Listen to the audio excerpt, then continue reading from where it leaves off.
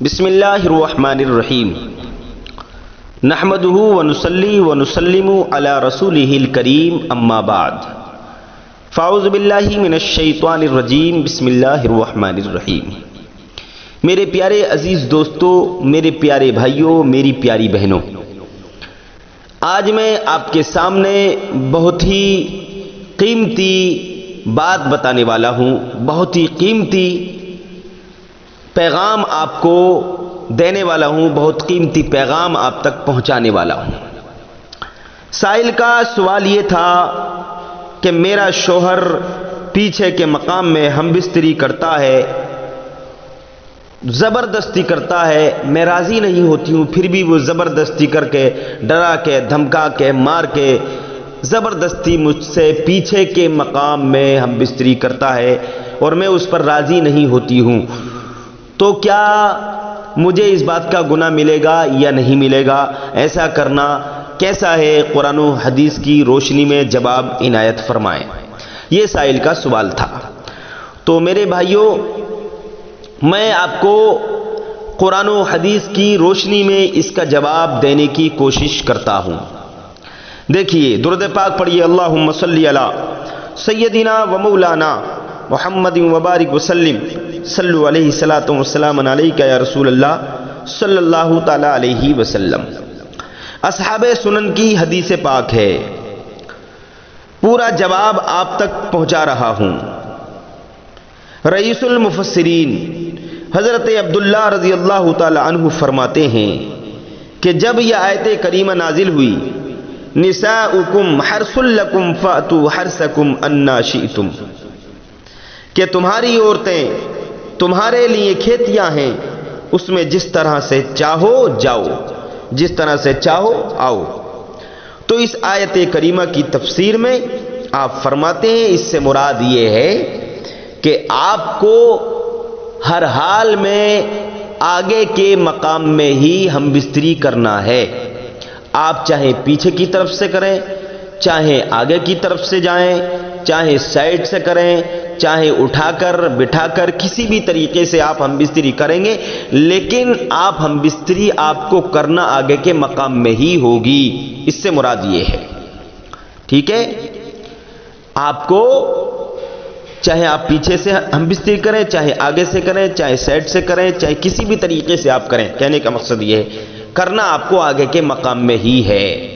اور یہ جو قرآن پاک میں آیت ہے، یہ ہے کسی بھی طریقے سے کریں، کسی بھی طرف سے جائیں، جانا آپ کو آگے کے مقام میں ہی ہے، پیچھے کے مقام میں ہرگز نہیں جانا ہے۔ پیچھے کے مقام میں اگر کوئی ہم بستری کرتا ہے تو یہ گناہ کبیرہ ہے، یہ حرام ہے، حرام ہے، اس نے بہت بڑا گناہ کیا ہے، گناہ عظیم کیا ہے، جس نے پیچھے کے مقام میں ہم بستری کی۔ اب معلم کتاب و حکمت حضور صلی اللہ تعالی علیہ وسلم نے فرمایا، جو شخص اپنی بیوی کے پچھلے والے راستے میں ہم بستری کرتا ہے تو گویا کہ اس نے دین کا انکار کیا۔ جس نے اپنی عورت کے پچھلے والے مقام میں ہم بستری کی، اس نے دین کا انکار کیا۔ محمد رسول اللہ، جو دین محمد رسول اللہ صلی اللہ تعالی علیہ وسلم پر نازل ہوا۔ تو میرے بھائیوں، میں ان عورتوں سے گزارش کروں گا، جن عورتوں کو شوہر مجبور کرتے ہیں، اور ان بھائیوں سے میں گزارش کروں گا کہ جو ہمارے بھائی پیچھے کے مقام میں ہم بستری کرتے ہیں، وہ اس گناہ سے باز آ جائیں، اس گناہ سے رک جائیں، توبہ کر لیں۔ جو ایسا کر چکے ہیں وہ توبہ کر لیں، اس گناہ کے قریب نہ جائیں۔ آگے کے مقام میں ہم بستری کریں، پیچھے کے مقام میں ہرگز ہم بستری نہ کریں۔ اور جن کے شوہر درندگی دکھاتے ہیں، جہالت دکھاتے ہیں، خبیث پن، کمینہ پن دکھاتے ہیں، اور عورت کو مارتے ہیں، ڈراتے ہیں، دھمکاتے ہیں، گالیاں بکتے ہیں، تو عورت کو چاہیے ہرگز ایسے موقع پر وہ اپنے شوہر سے ڈرے نہیں، اور اس بات پر راضی نہ ہو کہ وہ پیچھے کے مقام میں ہم بستری کر لے، اس لیے کہ ہمیں اللہ اور اس کے رسول کو راضی رکھنا ہے۔ شوہر ناراض ہو جائے تو کوئی بات نہیں ہے، اللہ اور رسول ناراض نہ ہوں۔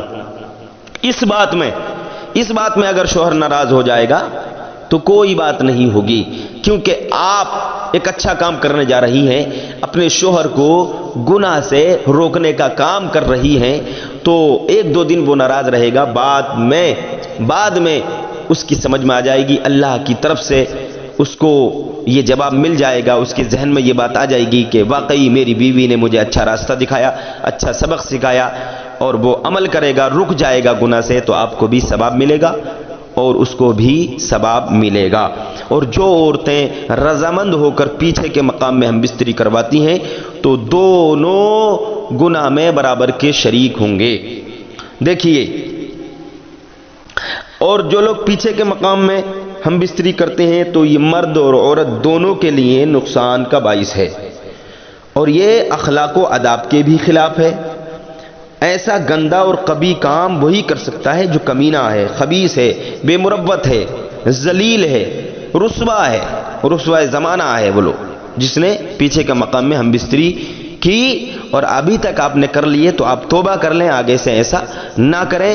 اللہ کے فرمان پر، رسول اللہ کے فرمان پر، محدثین مفسرین کے فرمان پر عمل کریں گے، آپ کو ثواب ملے گا۔ اللہ پاک آپ کو دنیا اور آخرت کی بھلائیاں عطا فرمائے۔ السلام علیکم ورحمۃ اللہ وبرکاتہ۔